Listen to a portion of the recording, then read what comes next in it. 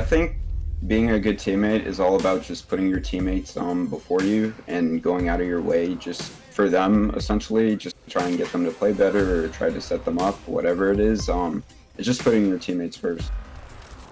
I'd say just having like good, positive like comms is a good way to be a good solo queue teammate.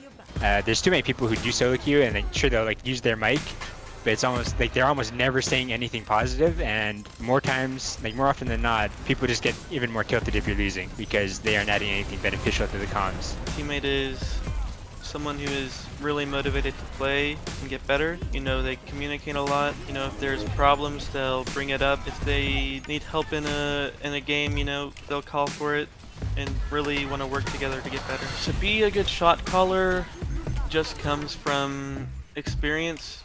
I think first you have to start off with just making calls. You know, some will be good, some might be bad, and then, you know, learning from the bad ones what you could have done better, and then learn from the good ones. Why was that good? Why did you win that fight because of that?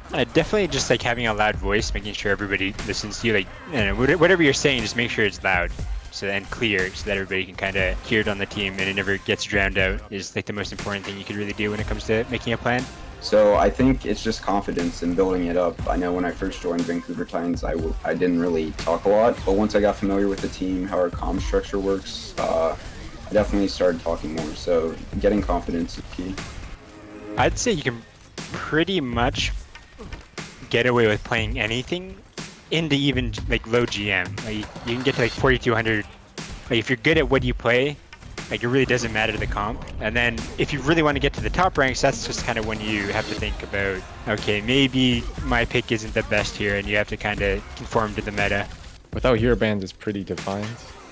Double shield, Orisa Sigma, supports, BAP, Brig, and DPS. This is where it like varies a bit, but there's a lot of options you can play. But Ashe is really good, Tracer, Genji.